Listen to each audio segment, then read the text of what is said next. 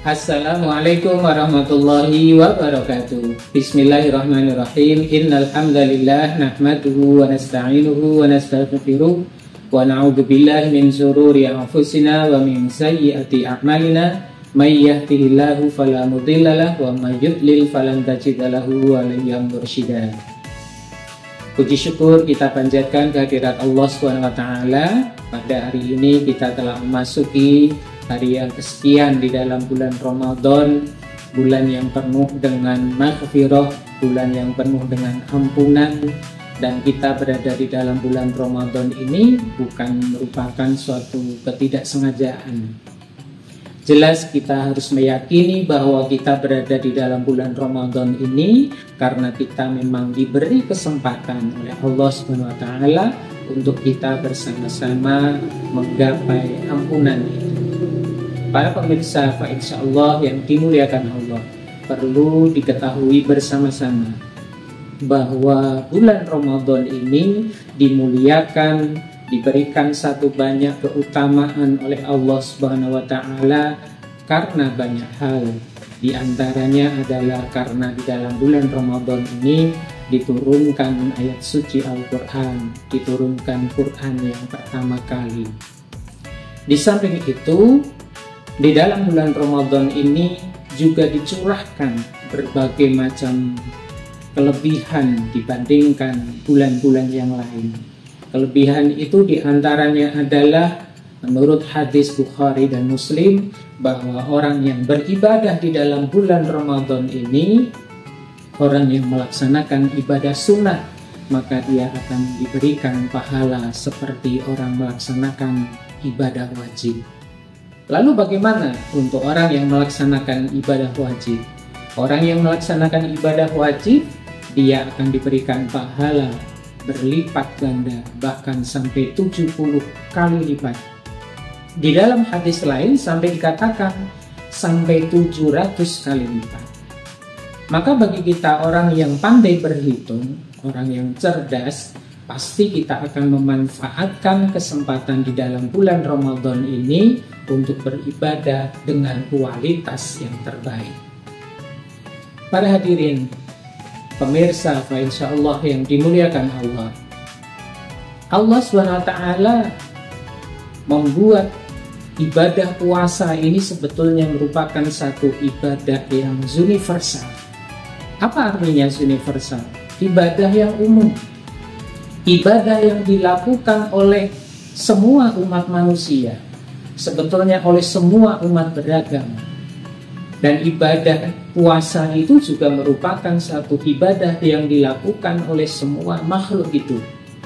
Banyak makhluk hidup yang melaksanakan ibadah puasa.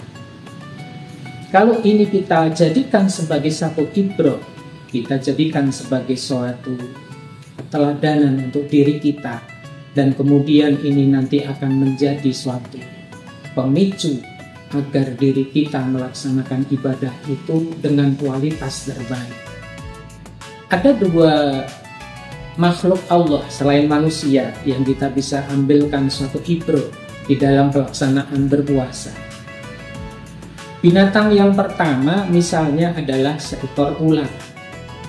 Ular ini saya baca di dalam sebuah literasi, ular ini mampu melaksanakan puasa ini bahkan sampai terlama itu 12 bulan alias 1 tahun. Dan bonus yang diberikan oleh Allah kepada ular yang sampai berpuasa sekian lama itu, dia akan mengelupas kulitnya. Kulitnya menjadi berganti, menjadi muda. Tetapi ada satu hal yang unik di dalam puasanya ular. Ular ini ternyata setelah berpuasa dia bisanya menjadi lebih beracun, ya. Bisanya ini menjadi lebih mematikan dibandingkan sebelum berpuasa. Nah, jika ular berpuasa menjadikan mulutnya semakin berbisa, maka kita sebagai seorang manusia harus introspeksi. Apakah nanti setelah kita selesai puasa Ramadan justru mulut kita lebih berbisa? Nah, ini berarti puasa kita model puasanya ular. Tentu kita tidak mau untuk seperti itu. Puasa justru mengendalikan mulut kita. Puasa justru mengendalikan emosi kita. Maka diharapkan puasa kita jangan seperti ular, tetapi puasa kita justru setelah selesai puasa, maka mulut kita menjadi mulut yang manis, bukan mulut yang berbisa, bukan mulut yang menyakiti hati orang lain. Bandingkan dengan puasanya ulat. Ulat ini sebelum dia puasa, dia adalah hama bagi para petani. Dia suka makan dedaunan, merusak tanaman petani. Tetapi setelah dia berpuasa, dia melakukan satu metamorfose dan berubah menjadi seekor kupu-kupu. Kupu-kupu ini mulutnya sudah tidak berbahaya lagi. Yang dulu pada waktu fase dia menjadi ulat, mulutnya ini sangat berbahaya, maka setelah berpuasa, kupu-kupu ini dia tidak pernah menyerang tanaman, justru dia hinggapnya hanya di bunga-bunga, dan hinggap di bunga-bunga pun tidak merusak sama sekali, tetapi dia hanya mengambil sari madunya dan dia tidak melakukan perusakan terhadap alam sekitarnya. Nah pemirsa, insyaallah yang dimuliakan Allah, inilah yang menjadi satu ibrah agar kita melaksanakan puasa ini benar-benar berkualitas. Nah bagaimana agar puasa kita berkualitas seperti ulat? Jangan puasa kita justru menjadikan mulut kita semakin berbisa kayak ulat. Maka puasa kita tidaklah hanya sekedar menahan haus dan lapar, tetapi puasa kita benar-benar kita meningkatkan ibadah yang kita laksanakan, baik itu ibadah sunnah maupun ibadah wajib.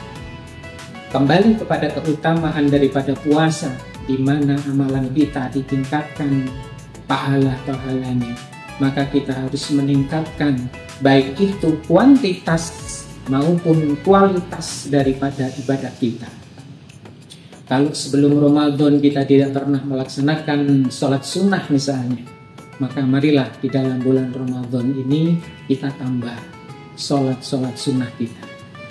Apabila di dalam bulan sebelum Ramadan kita sholat wajib kita, kualitasnya kita bisa menilai sendiri, maka mari di dalam bulan Ramadan ini kita tingkatkan sholat kita, baik itu kualitas maupun kuantitasnya, termasuk dengan amalan-amalan yang lain, sebagaimana amalan-amalan yang disukai oleh Rasulullah SAW selama bulan Ramadan ini, seperti membaca Al-Quran, tadabbur Quran, ya, kemudian mempelajari sampai pada mengamalkannya. Dan yang berikutnya adalah termasuk amalan sedekah. Marilah kita tingkatkan agar kita benar-benar mendapatkan keutamaan di dalam bulan Ramadan ini. Demikian kultum singkat dari saya, semoga bermanfaat. Insya Allah kita bersama-sama meningkatkan kualitas ibadah kita di dalam bulan Ramadan 1446 Hijriah ini. Dengan harapan insya Allah di Ramadan kali ini kita benar-benar akan terlahir kembali sebagai pribadi yang fitrah, sebagai seorang muttaqin. Amin ya rabbal alamin. Wabillahi taufiq wal hidayah. Wassalamualaikum warahmatullahi wabarakatuh. Allahu Akbar, Allahu Akbar,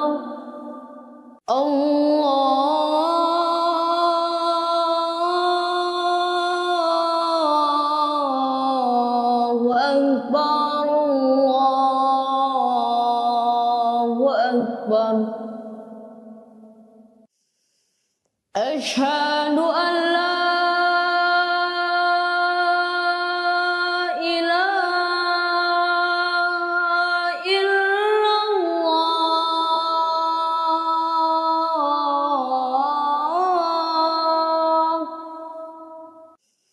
Asyhadu an la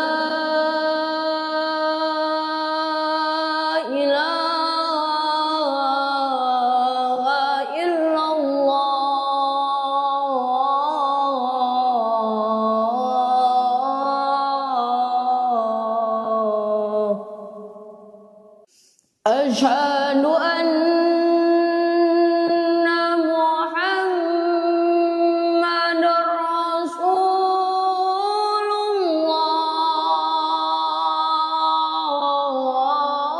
الله أشهد أن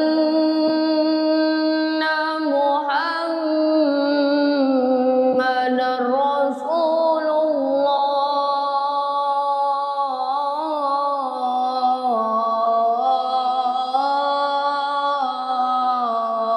الله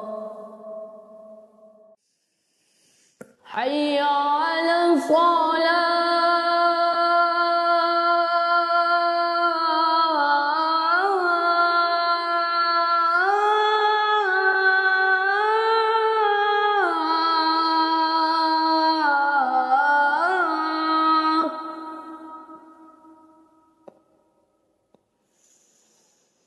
حي على الصلاة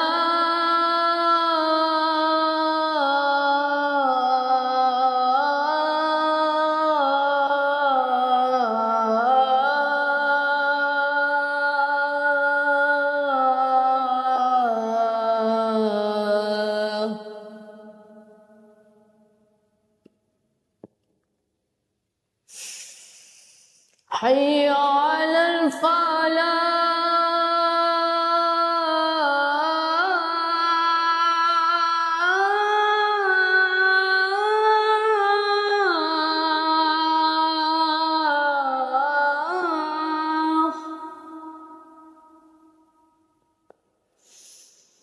حي على الفلاح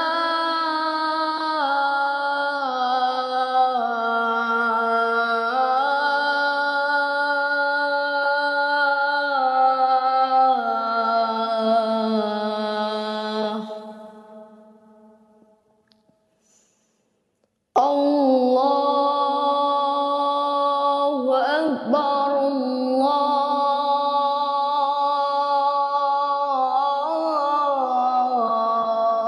الله أكبر لا